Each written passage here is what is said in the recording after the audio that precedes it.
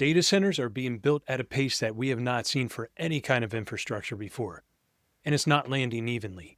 They tend to cluster in specific places, on specific grids, drawing from specific resources. Hi, I'm Mike, and as someone who has a long history of working in watershed restoration, I look at this as I would look at any kind of industry coming into a watershed. What resources will it draw? What will it emit? Who's downstream of it? And who actually gets a voice in deciding where it goes? That's the framework for this video. Now, I'm not going to hand you a villain, but I'm not going to offer you false reassurances either. Some of it is legitimate siting logic. Other is cost being pushed on people that didn't even have a vote or a say in where it lands. And I'm going to include how much standing people in our field have in this conversation if they choose to use it. In the US, this footprint isn't spread evenly. It tends to cluster in certain places. Northern Virginia historically has been the largest place for that. And now Texas is catching up. It's expanding into the Midwest and other places like Georgia and further out west. When we look at why a data center lands in a particular location, there are several factors: cheap and abundant power, water supply, available land, and what's becoming more and more predominant is easy permitting and beneficial tax structure. So why it lands in a particular location has a fairly straightforward answer. Who ends up paying the price for that is more complicated. Let's get into that. And let's start with a space that many of you already work in: water. A Bloomberg analysis found that since 2022, nearly 2/3 of the data centers built in the United States were built in areas that are already under water stress. And Blue Risk, a water risk analysis firm, is suggesting that there may be a 32% increase in water stress in these areas between what's currently there and what's planned. And a clear example of this is the Phoenix area. In 2024, data centers there withdrew about 385 million gallons of water. Projections put that at 3.7 billion gallons as that build-out continues. That's in an area that naturally is semi-arid, already under significant water stress, and withdrawing major amounts of water. That's a great deal of structural pressure on a system that doesn't have much to give. And this is the same kind of cumulative impact analysis that we would do for any major industry moving into a watershed. It's just with the build out for the infrastructure that supports AI, we're only now starting to have that in regards to water in this infrastructure. So while water sort of tells the ecological story, the human story sits right next to that, and it's also well documented. A national review of nearly 700 data centers showed that over half of them are placed in areas with above median environmental burden. Along with that, the communities around these sites correlate with strong indicators of social vulnerability, things like lower education and poverty. These data centers bring measurable health consequences to the communities within a mile of them. Higher nitrogen dioxide and particulate matter, for one. There was an analysis done by the Harvard T.H. Chan School of Public Health on just one data center in Northern Virginia, and they anticipate 3.5 to 6.5 premature deaths per year just in that surrounding area around that data center. Another good example is Memphis. There's a data center running 33 methane gas turbines while they were only permitted for 15. And it's located in a community that's predominantly poor, African American, with elevated asthma rates already. And nitrogen dioxide in that surrounding area has spiked nearly 79% at times. So while that's just one case, it does represent a trend that's showing up in the data across the country, and that these data centers land in a community that give it higher burden. Meanwhile, these communities often weren't consulted or didn't have a say, and they have to deal with the elevated heat, pollution, noise, and other burdens that come into that community along with the data center. What's often not quite as understood is the other cost that's shared across the region, and that is the cost to generate the power for the data centers. Data centers use huge amounts of electricity. Now in the area I'm in, that's the PJM energy wholesale area, that is spread across the 13 states. That cost gets transferred to the ratepayers, and that is growing at a pretty quick rate. What's perhaps less understood is who pays for that build out of the infrastructure, the energy generation, and the transmission. Now, sometimes that's also spread out across ratepayers. Other times it lands in specific grids. Some states, like Pennsylvania, are starting to enact laws requiring these large draw consumers like data centers to pay for the infrastructure build out. However, there's some question about how that gets enforced.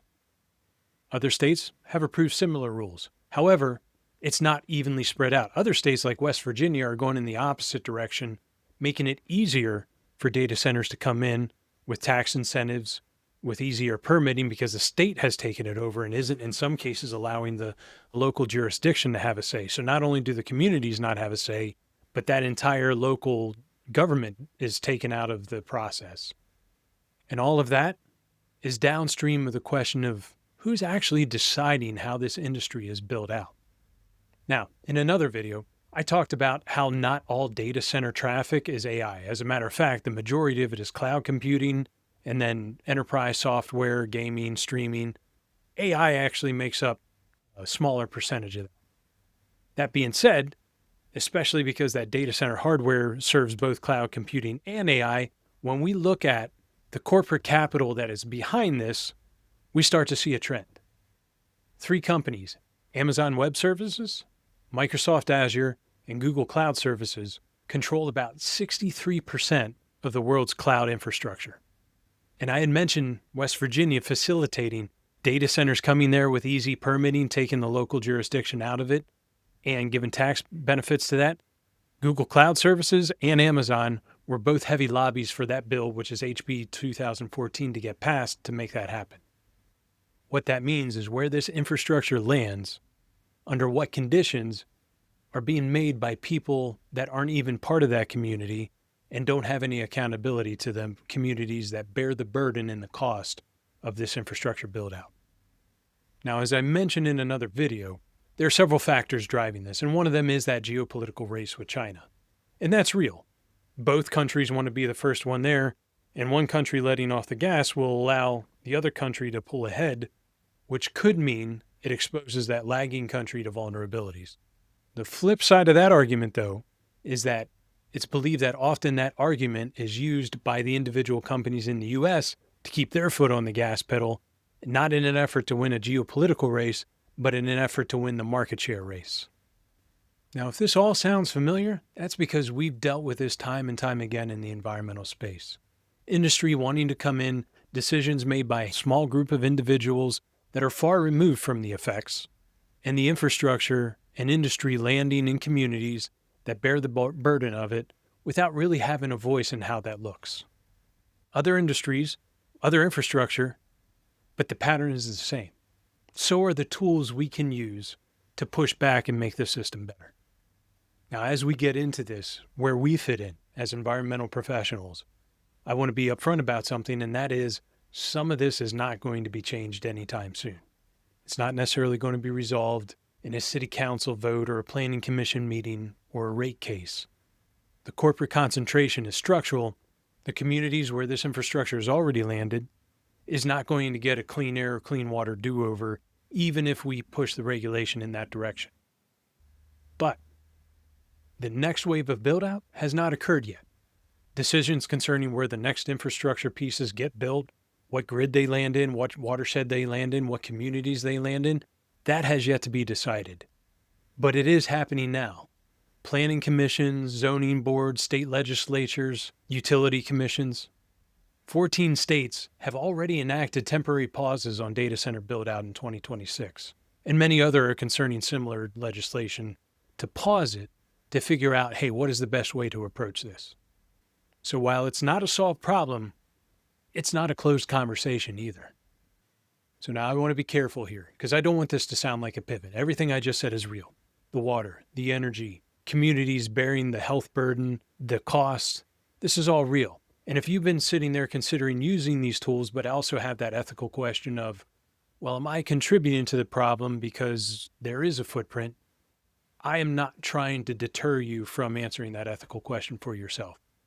I'm not here to try to talk you out of feeling that way. That's legitimate. But this is a framework that I use as somebody who cares about the environment. I still drive to field sites. I still turn the heat on in my office, the lights, the computer. I use a computer without being able to see the supply chain for where those components came from. Driving a car that has a lithium battery in it. Running heavy equipment on restoration sites. All of these things that I use in my work do have a footprint as well. And just like with AI, I look at it, what is the benefit of using that tool, and what is the negative consequence? And if that benefit far outweighs that negative consequence, I don't resolve the energy footprint of driving to a site or running an excavator by staying at home in the dark. The answer is to use the tools to do what we need to do, intentionally, ethically, and wisely, while fighting to change the system that produced it. We operate inside that imperfect system while trying to make it better. And that's not hypocrisy. That's what responsibility looks like when you don't get to opt out of the world. AI has the same shape of problem. It was never clean AI versus dirty AI. The real choice is conscious, ethical, intentional use versus just drifting along. Your decision to send fewer prompts was never really going to be the lever that changed how the build-out occurs. But your professional voice in the rooms deciding how it gets built out, that really can change it. Which brings me to where we actually fit in this. My own watershed organization is not facing the data center that we know of coming into our area. However, we're starting to have this conversation now, and that is the time to have it, is to build the community, to build the coalitions, to build the relationships, to have an understanding of what the structure is if it does try to come in there. The time to do that is long before that application shows up in a planning office.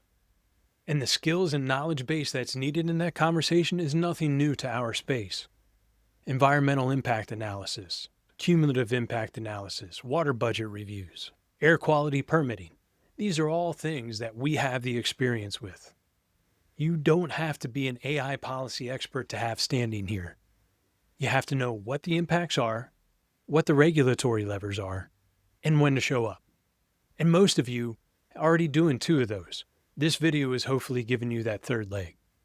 So as I bring this all together, if you're using these tools like most people in this space are, there's two different conversations. One is your individual footprint, relatively small, especially compared to other use cases, getting smaller, and something you can control with intentional use. And I have a video here that goes into that in more detail. The other side of that conversation, separate from it, and it's unfortunate that it gets lumped into the same one, is the infrastructure build out, because they need to be two different conversations. And this is where the environmental impact really is, the energy, the water use, landing in the communities that often don't have a say. And this is where your professional voice can really push to make that system better. And if you want to know more about this, I made an entire video that's a partner to this video that goes into that. So check this out for more information about how you can control your own footprint, and check this one out as the companion video to this one about how to push back and make the infrastructure and the system that's designing it better. Thanks for watching.